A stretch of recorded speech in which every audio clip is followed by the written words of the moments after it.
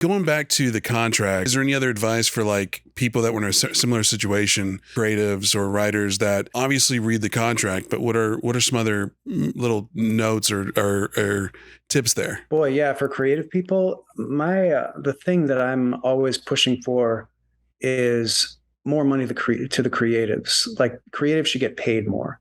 There's a culture, especially in comedy, that you're expected to work for free for a long time. Exposure. And you get exposure.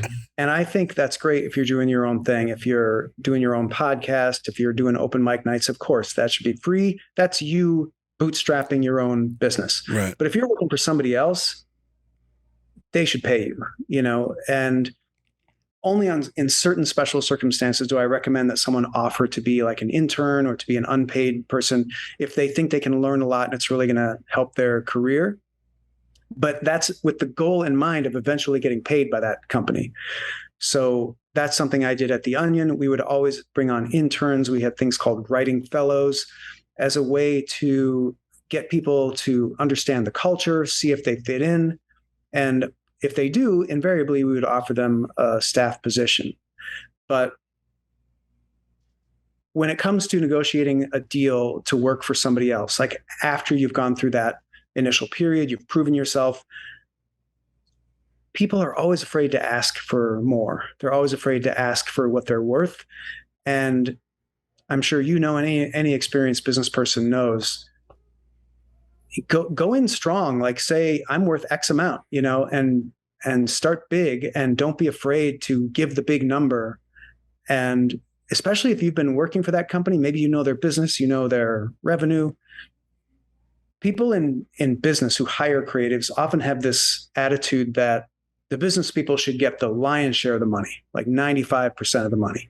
5% should go to the creatives. Or it's almost like the opposite of a talent agent. A talent agent gets 10 or 15%. The artist gets the rest.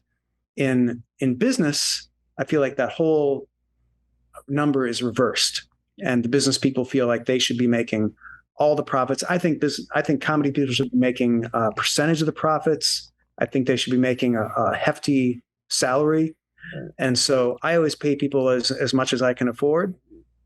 And if I could go back in time, and if I could have control over how The Onion paid writers, I would have made sure that The Onion writers got a percentage of the profits in addition to a salary. Nothing builds loyalty like a percentage of the profits. Mm-hmm. And everybody's then working for the same goal. Everybody wins. It's just like the ratio of CEO pay to bottom line worker pay in this country is obscene. It's just absolutely obscene. And I think we're starting to see the effects of that, because customer service is the worst it's ever been in my lifetime. Competition between, like, unless it's a monopoly, unless it's an area of the economy that's a monopoly, the competition is pretty lame. There's usually not like an obvious great choice.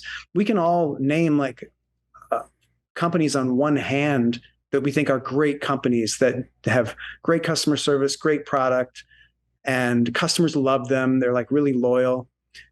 Most people hate all the companies.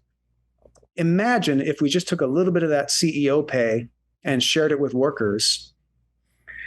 You'd have like Anderson Windows is one company that I always think of, because everyone knows they're the best company to buy windows from, and they give their employees a percentage of the profits.